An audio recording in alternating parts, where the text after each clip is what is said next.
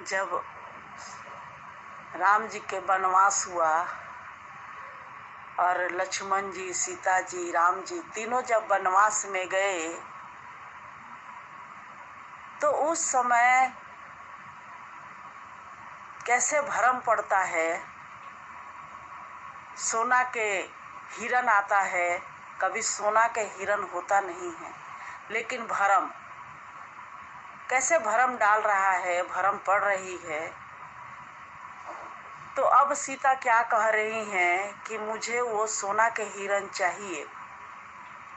राम जी कह रहे हैं कि वो सोना के हिरन नहीं है, वो छल है, भरम है। लेकिन फिर भी सीता जी नहीं मान रही हैं, कह रही हैं कि नहीं, वो हिरन ही है सोना के, और पकड़ के लाइए, मैं अयोध्या ले जाऊंगी और माता जी को दिखाऊंगी। कैसे भरम पड़ता है। सीता जी के कहने के अनुसार श्री राम जी जाते हैं पीछे हिरन के।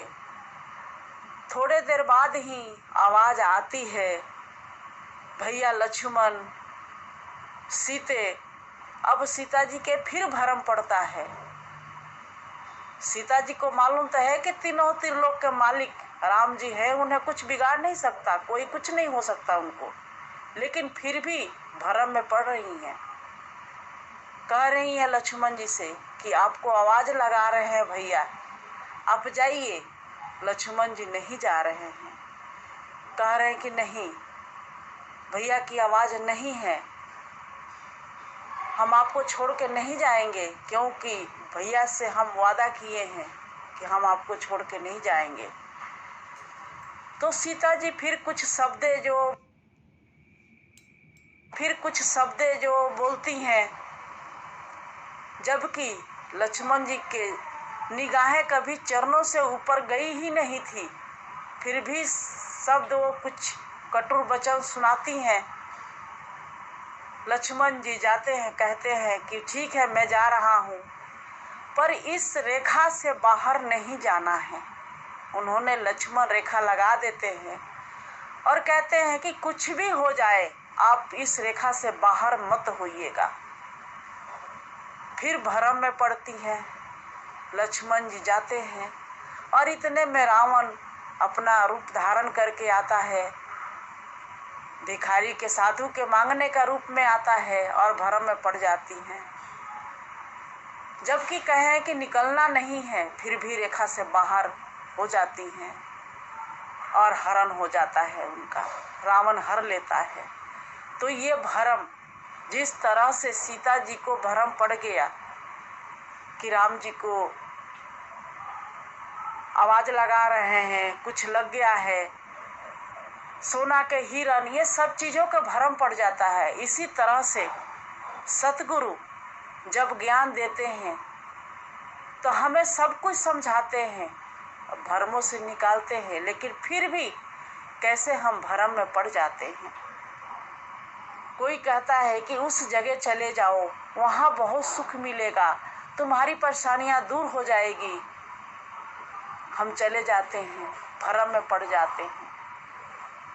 ये नहीं जानते कि तीनों त्रिलोक के मालिक के चरणों में जुड़े हैं, तो ये सब कुछ यही देने वाला है, सुख, संपदा, इज्जत, सम्मान, सब कुछ यही देगा। तो हम भरम में पड़ जाते हैं, भरम में पड़ जाते हैं।